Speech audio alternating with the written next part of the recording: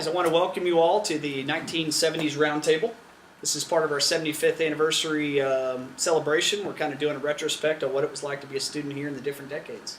I'd really like to start. I'm going to start over here with Mark. If you'll introduce yourself and tell us what class year you are, and we'll go around. Mark Zeske, class of 76.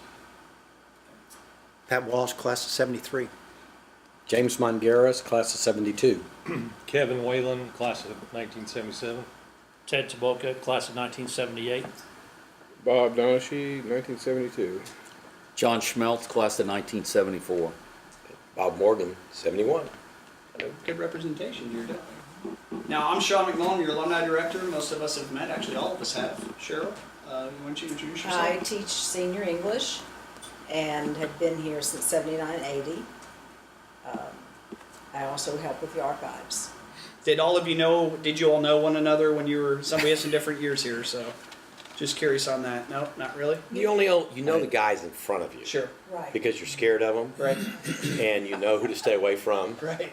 And who to respect. Right. And but I always felt bad because I know all the guys have said, somebody comes up from 2 or 3 years behind and go, I remember you. You were the guy that did this. And you go, hi. The worst story about that was I went to see a playoff game for the high school the last 2 or 3 years ago, Plano East, and we're standing in line with my daughter to get a soda, and some man walks up with 2 children and points straight at me and he goes, "You're the guy that gave me this scar." I go, I hit him in the head playing baseball, beating him accidentally, and he's screaming at my kid. My daughter's going, he was kidding. He was playing, but I'm like, I had no idea who he was.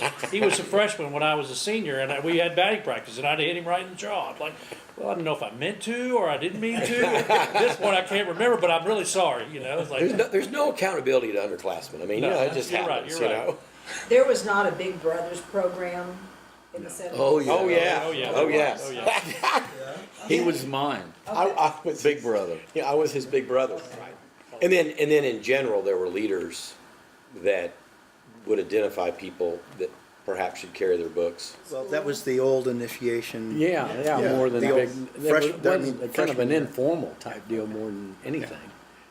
You made it sound like it was kind of formal.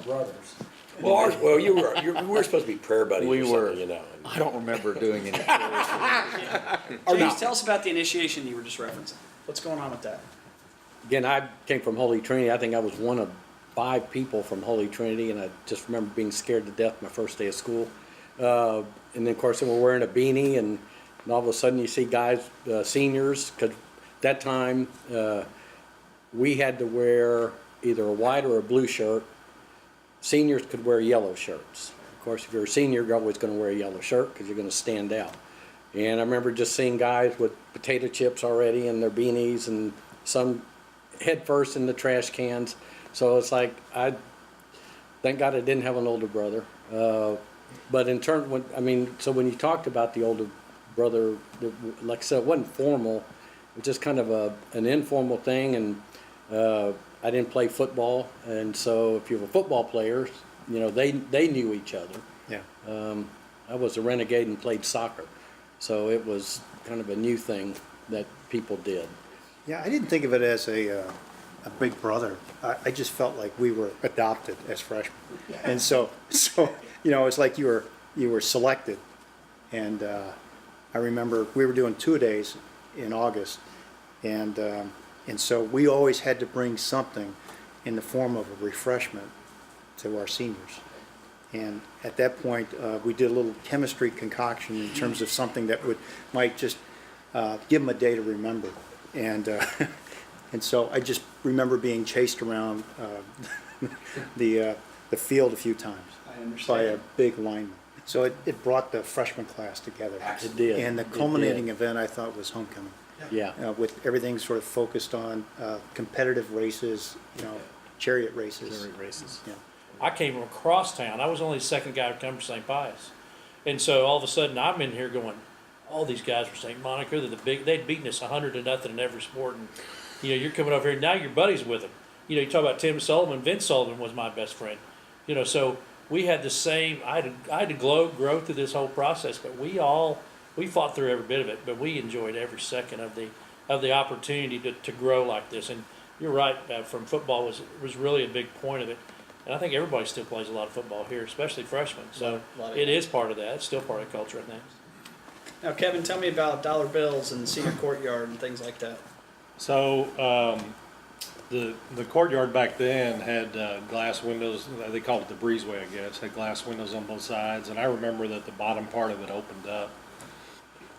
So the tradition, I think, was that seniors would put a dollar bill in the center of the floor, and there'd be benches along both sides of the breezeway.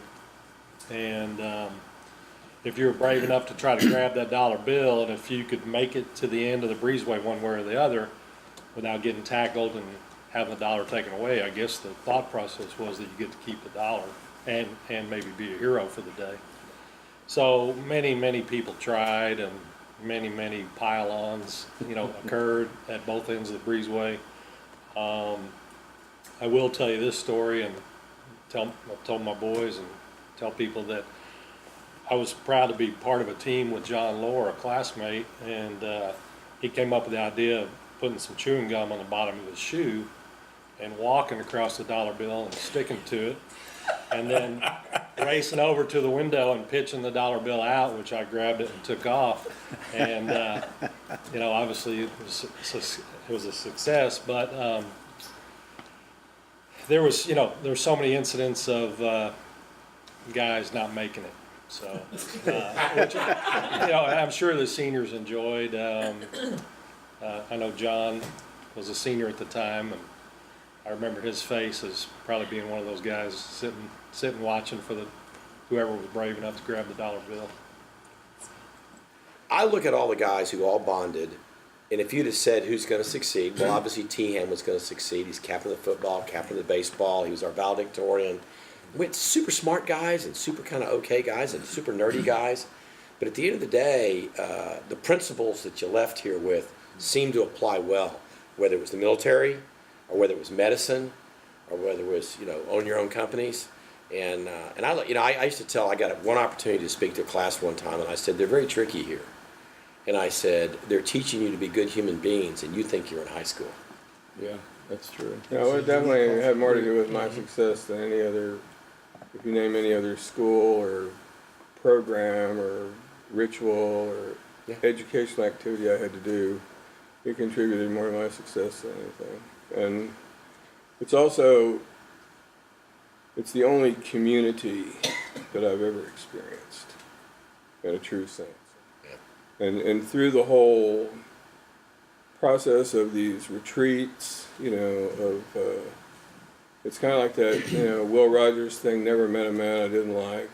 I never understood that expression until I was about 43 or something. But I finally got a hold of the verb in there. It's met, So Jesuit forced us to meet each other. They made it part of the culture that we would, break down barriers, that we would treat each other like brothers. Well, that was the big deal. I was trying to think of the three things during our year. It was desegregation. We all knew Jesuit was the first desegregated school, but when they closed Hamilton Park, they stepped up. And we had the war, the Vietnam War, and it was interesting to sit in the classroom and talk about the ethics and moral of war, and then the ethics and moral of desegregation. And so we thought it was cool that we were the desegregated school. What I remember is going to play Waco Riker with Mike Bodine as the coach, and we would come back and we forgot to check where we could eat. And so we pulled off on the way back from Waco to eat. We walked in a restaurant and they wouldn't serve us. I was so stupid and so clueless. I go, Tia, why won't they serve us? And he's like just rolling his eyes, He says, because we've got people of color. And I said, unbelievable. So we would have to call ahead to see where we could eat. And these were my brothers. But you're right, we didn't see a lot of differences, even though we probably were the most different school in town, because we took everybody. You take everybody and you connect on so many different levels. So it's not just school. So it could be mass in the auditorium. It could be the retreat. For our class, it was senior service. So that we were part of one of those early groups that went out into the community, and you come back with a repository of connections here that you spend the rest of your life trying to replicate. And if you're lucky, you can. Have you ever tried to describe to someone who didn't go here what it is, why we are who we are, and why everything we've said is different? You don't. It's an it, but still trying to describe it to someone who has never been in these doors is a difficult process. But when you come out, you know what it is, and I've always tried to explain that to, what's the difference between Jesuit and Bishop Lynch? What's the difference between Jesuit and WTY? You can say a lot of things, but there's still that one impactful thing that has all of us brought together in the same room. Anytime, any place someone needs that, you have that brotherhood, and that's the difference. It's just different. There's one part that hasn't been mentioned yet, but when you think about what's the glue that sort of holds it all together, it's the faculty, and so you could have those discussions, those vigorous debates about the war, and then Friday night you could be with Father Roca, or you could be with Mr. Calorie, or you could be with Father Koch, and you transition from the rigor of the classroom to the enjoyment and the fraternity of each other in a different setting, and the conversations would just continue. I think we all think about it, but I think we were blessed, or I was, from 70, when I came in here in the fall of 70, the war was still very much a topic. And if you think about it, the critical thinking that was taught here, different than the K through 8 school, against the backdrop of the war, soon thereafter. And I know it's not a big deal, but looking back on it, when Jesus Christ Superstar came out, the depiction of Jesus like that was quite a leap. And then I remember the POWs coming home. The war wasn't necessarily technically over, but you could see that it was going away. Roe v. Wade was in 72. They actually put in an abortion clinic, right?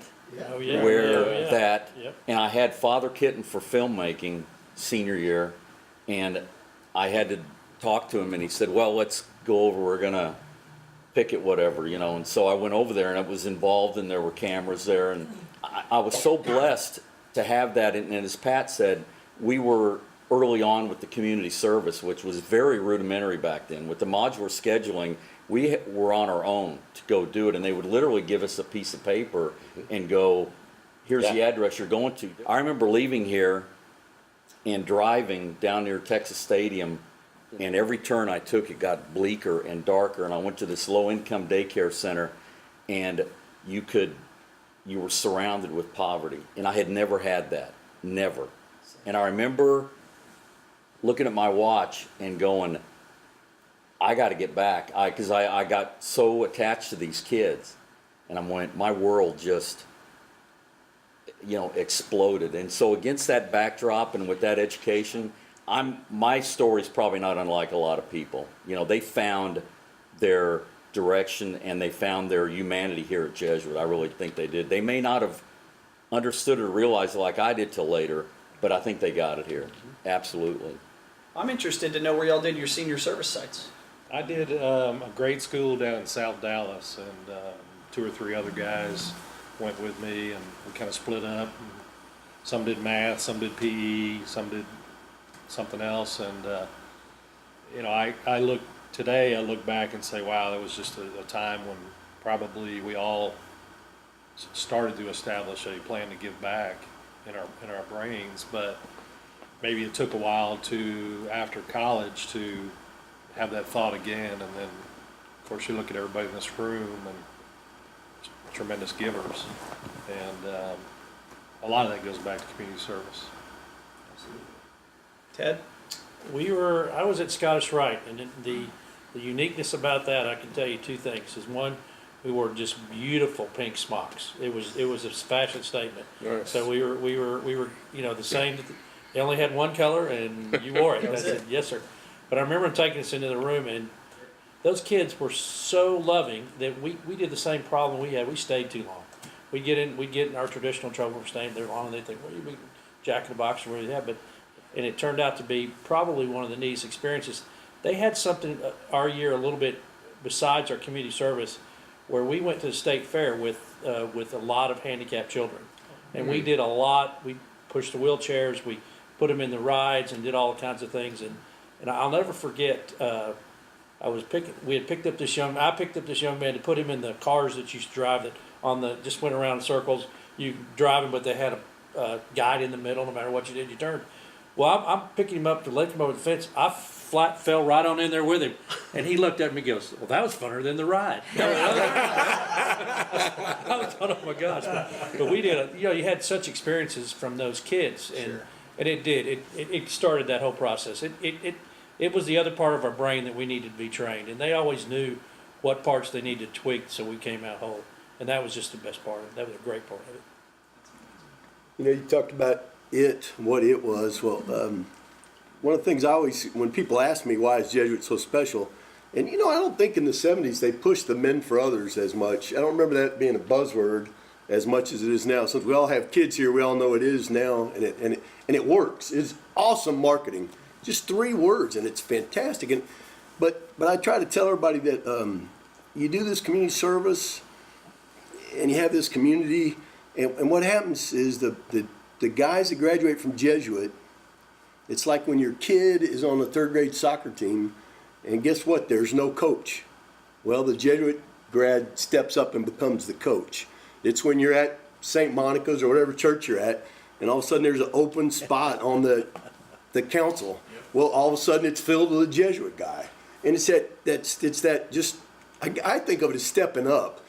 And I want to just say those little things like that, like coaching a team and why or something like that, because it's not big all the time. It's not gigantic stuff, but it's just that, yeah, I'll help set up the tables before, the event. And that's what these graduates from Jesuit, and I really saw that when I saw your kids and my kids. I saw that same thing happen to them, and it's just awesome. Wow. Now, listen, one of the things that I want to hear from you guys, and we heard Mr. Calloway, we heard Father Cope, who were the teachers that we loved and we didn't like? I mean, there's a little bit of both on that. So I want to hear from you guys. Who were the teachers that made your Jesuit experience? No one had more energy than Father Gyro. Oh, Neil Gyro. He was awesome. I mean, this whole experience was such that when I met my soon-to-be wife, we were in the Atlanta area and drove by the Ignatius house on a Friday night in the rain, just knocked on the door to see who was going to answer, and up popped Neil Gyro. And so my wife, who was Baptist at the time, gets converted because of Neil Gyro. Right. Yeah. Hey, it's the same story. It was Paul Schott, my wife, who was not raised Catholic. And by the way, after you date somebody for a while, they go, you guys are kind of tight. Yeah, He said, that's true. Have you noticed everybody's Oh, spouse that absolutely. says, do you have any other friends other than Jesuit friends? And we always said, well, not on purpose. And it was interesting because she is still closest to Paul Schott, who was here when I was here, because she met him and there was something about him. And to this day, we'll occasionally get a note from Paul that says, how's everybody in the Morgan household doing? Hadn't heard from you in a while. And that's Brenda's sign to get on an airplane and go see Paul. I was lucky. I was sophomore and English first class of the year. We had a new English teacher, brand new, never taught before. Coolest guy I'd ever seen. First class, you know who it was? David Oglesby. Oh, David Oglesby, and we had him for, and of course he went on to a very storied career, and I love him to death, and I've seen him around. He retired just 2 years ago. He's a neighbor of ours. Oh, is he? Yeah, I just I'm tickled pink that I just happened to be lucky enough to be, and he was an awesome teacher as well. But the coaches they were good teachers. I had Mr. Warswick for algebra, who literally pulled me out of the abyss in math and got me going. And I had Mr. Boating senior year for history, and Texas history. That was against Yeah. the backdrop of the Watergate, and it was very much topic, and I learned a lot. Yeah, that was a very big deal. But I was more proud about Mr. Oglesby than anything. He's one of my favorites of all time, and he was great at the retreats early on. The junior year was the senior year, and I remember him being very instrumental. So yeah, he was I think one. those retreats were an important part of the whole deal. I didn't think of that as I was going through it, but as I look back now, I thought it was an amazing part of, well, it was just time to contemplate, I think, a little bit, whereas you're just rushing through. But you go up, and I think you talk about community, that's another place where you really bond, because you're not, going off to practice or going off to whatever. Yeah. And you're spending the night with everybody, and everybody's being an idiot, and everybody's being great at the same time. Yeah. Maybe it comes from something I heard, and you're talking about who your favorite teacher. Mine was Father Kitten. And I was watching something on, maybe it was on the Spring Hill website or something, where he was giving one of his deals about, why he became a Jesuit, and he became the recruiter. He said, well, I wanted to be part of a community. And so maybe that's it. Maybe these guys, they're all smarter than me. Any Jesuit I've ever met, there's no question about that. They're all brilliant people. They are dedicated to teaching, but they also, made a community of themselves, and they're a fairly different bunch of people. When you look at Schott and Luop and Kitten and Father Leninger, I'm not quite sure I ever quite figured out Father Leninger or vice Charles uh, and versa. JB. We got stuck with JB. Yeah, exactly. Yeah. Well, the deal about JB was we had this super loving, accepting, boys will be boys, I love you, we're going to do this. And JB, bless his heart, who I got to know later on, is the greatest guy in the whole world, but his mentality was, I'll never forget, he walks in to welcome us. He leaned over and he said, I want you guys to know I'm immensely proud of you, and I will forever be proud of you, but I'll never be satisfied with you. We were like, really? We spent 4 years here, and the last word we get is, I'm not satisfied. That was his motto. Please, but not His satisfied. Please, motto but not is- satisfied. That was it. That was his. And you look back, what we thought was jovial and fun, but that was the nature of the 70s. It was the war. The early 70s was, you cannot tell me what I'm going to do or where I'm going to go. And what's so interesting is to see at the end of the day, everybody knew right from wrong, and they would never hurt anybody, and they would never destroy anything. And it was almost out of fear of what was going to happen, what was going to go, that we really did have this kind of bizarre, stunts and behaviors and running senior courtyards and stacking people on. Because, they were still had beanies and all that kind of stuff. Well, we did Country Club Day. Remember Country Club Yes, Day? I do.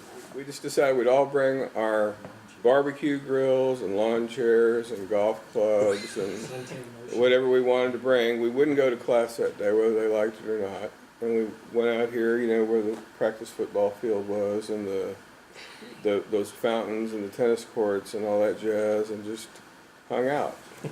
We came and went. I guess we did maybe attend a class or two that day, but so the 70s they were their own peculiar time, I guess media was becoming bigger, you had assassinations of King and Bobby Kennedy, and we just somehow transitioned through this period doing things, like I say, that it kind of came within the bounds of what would be considered probably, let's get Donachie and kick his ass out finally, But it didn't. I mean, we did things with that TV. Remember that TV station? Yes. That closed TV station? We were at the cutting edge of that too. That's one thing I was really wanting to point out was the homeroom was televised. I mean, we had announcements and stuff.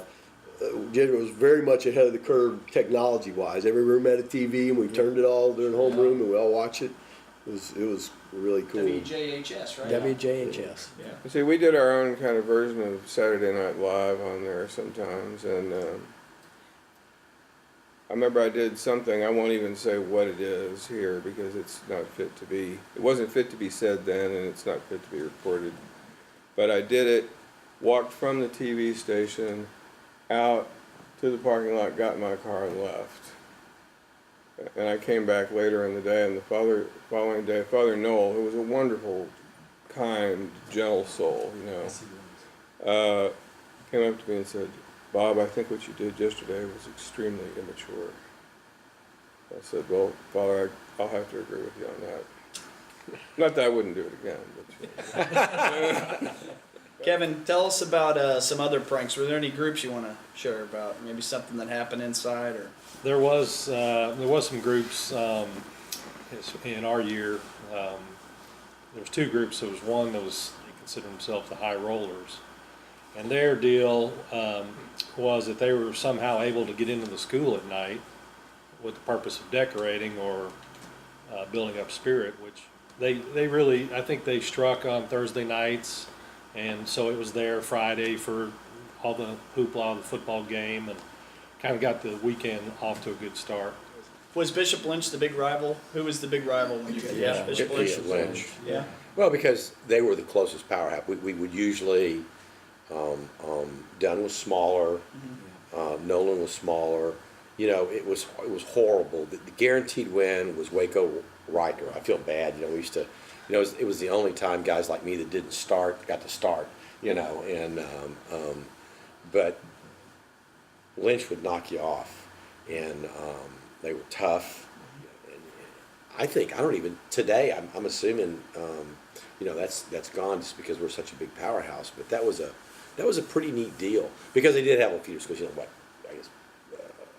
St. Pius went to Lynch and all the Monica guys at St. Thomas. But it was interesting all the way even now. I still recognize people that you played for Lynch or you played basketball or you went ever, and it was a real pride. Was the relationship, now we talk about rivals, Ursuline obviously being our sister school, who did you guys run around with? Was it Hockaday? Was it Ursuline? It was Ursuline. Ursuline. All Ursuline? I cannot type because I still can't type, and I need to. I was the only guy that went to class and took typing at Ursuline in that class that year, and it was the greatest time of my life. We were getting ready to the final, and the lady would walk over and she'd put a cover over your hand so you couldn't look. Over the keyboard you couldn't look down. And she came by. We're taking the final test, and she put it over there, and I couldn't do anything. She goes, "You're going to be happy with your C." I go, "Yes, ma'am, I am." We opened that up, and I think the schools got together a little bit and said, there's no point in doubling up on this when we can separate it when it got to electives. So I remember, and I don't know, I wouldn't want to give Father Coke total credit, but I know that it wasn't as prolific as it was when I became a junior or senior, because I took typing down there. Remember, he had the timed ones? Mm-hmm. You cannot type without making a noise, because she would time it, and I always thought that I'd get a few words out of the way, but it makes a noise. You can't quietly type, and so we had to start over. You're happy with your C then? Oh yeah, and there was urban studies, but we went up and down Inwood. I can't believe they let us, because we would just get in our own cars and go right down Inwood, scream into Ursuline. But that was, a lot of fun, and it did help. I mean, because they weren't going to, Jesuit was not going to offer typing ever. So it was pretty good. I enjoyed it. I don't know how what long. a big deal that was. That was a big deal. Yeah. I forgot that until because I had Latin and I had advanced biology with Lanier, and then I had advanced chemistry with Dorsey, and there was half of the class was girls. That was a big deal. It was a big deal, and they would drive here for some classes, and we'd drive there for some Patty classes. came up for. I remember was seeing awesome. Patty there. Patty came. Yeah. So I had a chance to see it from, because my dad was here for almost 50 years, some of the staff perspective and the faculty perspective. But at that time, there was a lot of pressure on whether or not it was a good idea to have an all-boys school.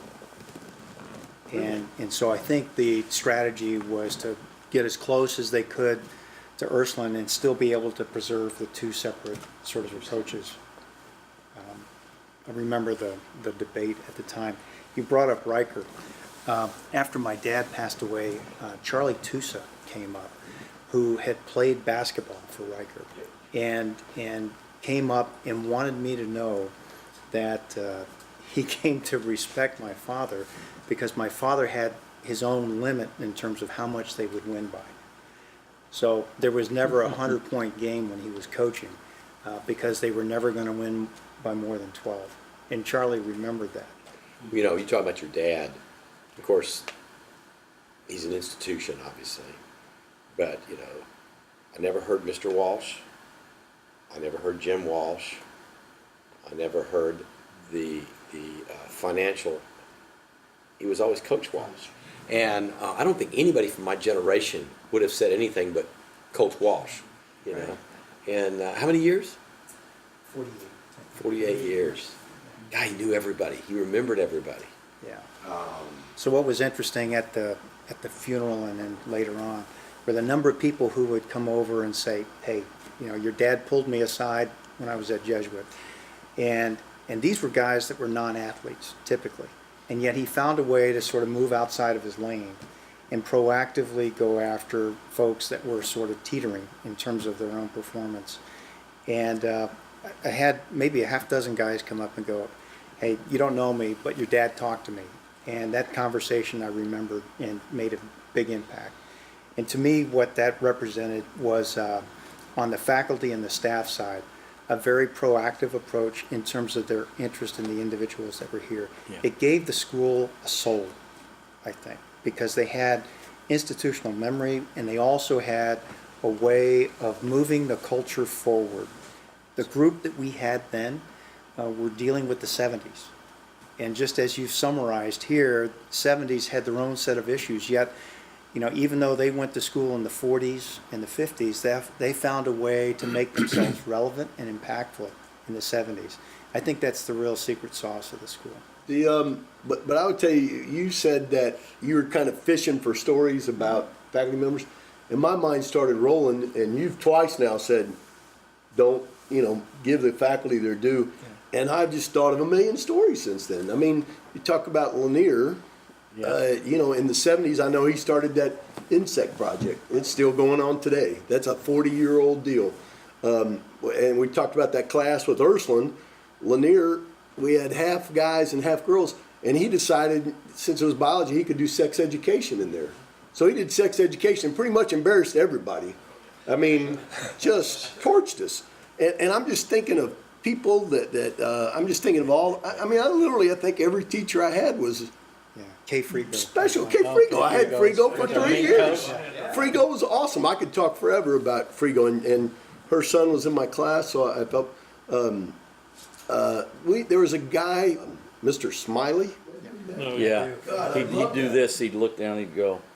Mr. Schmeltz. You know, and he was awesome. That's what class I was coming back to after that. Yeah, and he would sit in a circle. Remember, he wouldn't. It was real. He would never. I don't remember him ever being at a desk.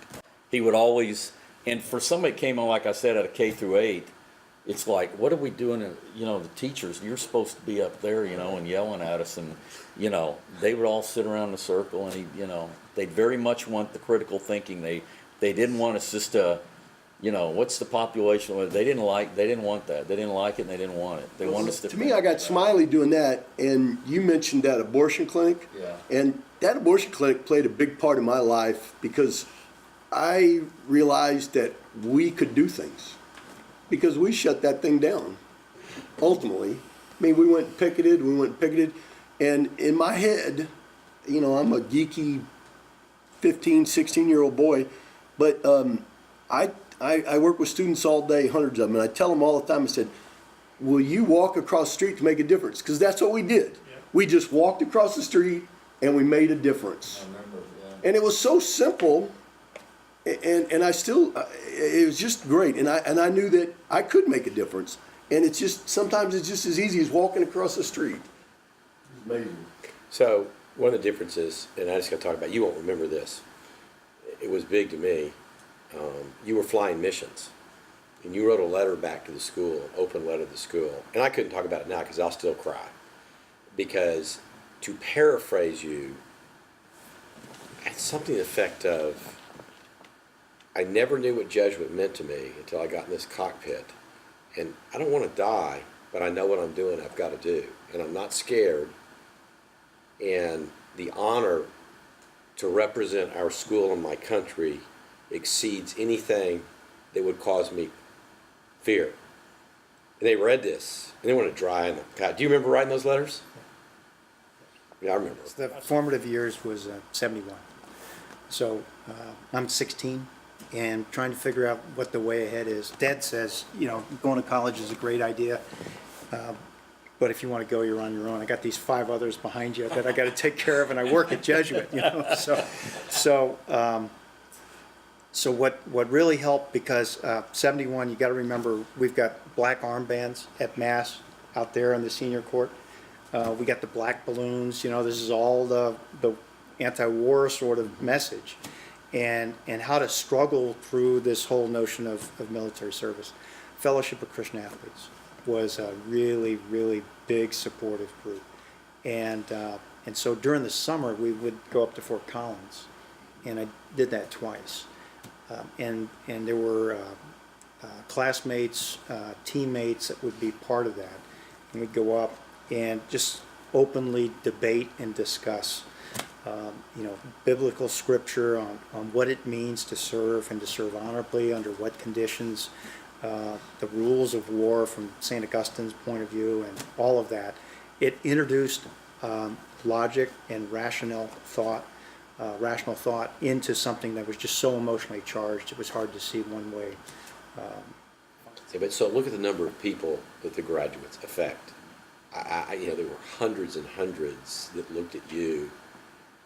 When you start this school, you don't look at a Pat Walsh and say, I can do that. You don't think you can be a Father Koch. You don't think you can be a Jack Fitzsimmons. And I think that the graduates, even the people while I was here, showed us that you can be way more than you think you can. I know we've heard some sports. What did you guys do extracurricular when you were at Jesuit? What was big? What was popular? What wasn't popular? Anyone? Everybody thought they were the center. Sure. The debate guys tore up everything. And Ed Brower. That was his. Everybody in school could do Ed Brower. Now you'd never do it in front of him, but he was the speech and debate coach. But they had a radio club. They had a French club. I mean, unheard of in '67 to have a French club, a Spanish club, a Latin club, a radio club, a debate club. Yeah, the bass fishing club. And it's like it was the center of your life. Filmmaking class. Yeah, that was Filmmaking, and you were as important in your mind as any captain of the football team, because you destroyed St. Mark's at that debate tournament. And I will tell you, every jock who didn't have your brain power was high-fiving you just as much, whether they scored a touchdown or you wiped out. So what were the big things? Whatever you were in. Baseball. I mean, all the guys would go to the baseball games, and that's how I don't know, in your years, but I just remembered that everybody, whatever they were doing was important. The band guys. The band, with Schuster, big deal. First marching band, I guess our senior year, we marched at Bishop Dunn. It was Jesuit Ursuline marching band. I think there were 30 people. And school was as pumped about that as they were about playing a homecoming game. That's amazing. So that's Neil Jarrow with the magazine drive. Yes. Oh man, I forgot about that. He'd have you all fired up. Oh my God, he would. It would over the magazine. He could have drive. sold anything. I forgot about that man. Man, he was passionate. Father Heaney was one of the guys, if you'd ask, who impacted me. I didn't have him as a teacher, but he rode his bicycle. Remember, everywhere he rode his bicycle. Had a little red bicycle. He would go watch this game, watch that game. He'd be there, and he loved baseball. And I was fortunate enough to be able to play a lot of baseball here. And but he was the most critical person in conversation. He was as good. He would go, now, you threw that ball this way or that way, and we would have these conversations, these long conversations. But he goes, no, I'm not mad at you. You know that. I just want you to get better. But he would watch better than the coach. Coach never saw half the things he saw. But he was, after every time I'd pitch, he'd find me somewhere in the hallway. We'd walk the hall a little bit further, and we'd talk about that last game and what you did and what you did wrong and how you can improve. But I knew every time I always knew he was there. I always knew he was going to have words to help me improve. I mean, he was such a nice man, but he was just kind of come up, hey, how you doing? Let's talk about that. I'm like, yes, sir. Whatever you say, you know. But he was a great. I loved him. He was just so nice. And So if I could echo some of the comments on Father Heaney, two great things, you know, I think he did for me and for other classmates. One was I had him for chemistry, and I just knew that I was going to struggle with chemistry, you know, from where I was sitting. And somehow Father Heaney was so smart that, you know, he called me after class one day and he said, Mr. Whelan, I'd like you to sit in the front row tomorrow and see if that's better. And I didn't intuitively, I don't know how he knew that, but, and it was just a class you really had to bear down on, and I ended up doing real well. And I, you know, so much of that is because of his intuition. The other thing that Father Heaney taught me was comparative religions class. What it did for me was to understand, appreciate other religions in the world, and he just had a way of teaching about other religions and where you would appreciate other classmates that weren't necessarily Catholic. He had a lot of charisma, he had a lot of worldliness about him, and he was exceptional at finding little things with people that maybe he could see that aren't working or need improvement, and he had a way of delivering it to where it was very acceptable. I think that's a really interesting point, because most of us grew up in the Dallas bubble or the North Dallas ghetto. But the idea of having exposure from a man, you know, someone who is older, who has a worldview, that was really unique. And because the priest had been assigned to all these different places with missions all around the world, they brought that back. They brought that perspective back to the classroom. Well, so some of the lay teachers, I remember trying to think, and one you know, was Mr. Robertson or Robbo, and I remember senior year had Algebra 2 Trig. Of course, we always tried to get him off because he was in World War II. He was a commander on an aircraft carrier. So, I mean, all our effort. But he, you know, of course, he knew we were trying to do that. But what he would do is, and he'd get off, and we'd get him, but then he'd talk about the pitch of the ocean on the aircraft carrier and the pilot coming in and all those calculations, and he's tying it right back to the trig that we're learning and bored to death of, but putting it into a practical experience that we found fascinating. Father Kitten, again, follow him anywhere. You know, soft-spoken, never raised his voice, but could really influence you. Yeah, he did our wedding, you know, and he was very cool about the whole thing. His love of The movie's funny. Almost shut down the school. People marched. People threatened to get everybody fired if they showed this movie to us. Big day. Who's Afraid of Virginia Woolf? That was the big thing that year. They were going to show the Jesuit students Who's Afraid of Virginia Woolf, and they were going to shut the whole school down over it because these impressionable young men shouldn't watch anything And like I that. had no idea that parents were, because he was doing Earth Day. Yeah, and bringing, Earth Day. that was extreme. I thought it was a neat thing. Extremely controversial. Yeah. I've just recently learned in the last few months that parents are up in arms. Yes. Up in arms. Yeah. That this was, you know, we were listening to the folk music and the hippie type of tunes that they were throwing out there, and we had no clue. We thought, well, we're going to save the earth. That's what we need to do. And it was I went to see him in Spring Hill, and he had all those pictures. Those were his fondest memories of doing this in our courtyard about Earth Day. And I never knew that was, Well, that was- all I ever knew was the first day of class, he stood on top of the desk and he taught the class, standing on top of his desk for the entire 50 minutes of the class. I'm like, that's the biggest man I've ever seen him. He was already a tall man anyway. He was, and you're like, well, this is going to be interesting. Okay, we're going to pay attention. That's for darn sure. But he's a great man. Yeah, he liked to stir the soup a bit. But, you know, that's Yeah. sort of the way the Jesuits were, one way or the other. I mean, Yeah. you know, if you weren't willing to think, they would make you do it. It was Harry Thompson. Oh, Harry. Harry Thompson would do that, and you were called Mister. And boy, that was, you know, for a 14 or a 15-year-old, that's something you remember. Yep, that's the Jesuit way. You know, they're thinkers. Now, to a T, every one of you has been actively involved in Jesuit up until now. since you graduated. So first of all, thank you for that. Were your parents involved when you were students? Were your moms part of the Moms Club? Were the dads up here? I mean, tell me a little bit about that involvement. Yeah. Yeah. I think it runs the gamut because mine, unfortunately, they came up for parent-teacher conferences. That was about all I came. But I was like 2 out of 6, and Counts right in, look through understandably, that they were question. busy at home. So I think I went through, and that they may not have even known. They would come to events. But I will say, as us as parents have done, I mean, it was a tremendous sacrifice for my parents, and I bless them, because they sent all my siblings to these schools. So, God, they may not have, but God bless them. I mean, they made a tremendous commitment because it wasn't like anybody. It's not, it's a challenge to send your kids here. How much was your tuition? I think he said the way he said it, it was like $900. $780. Yeah, I've got a bill.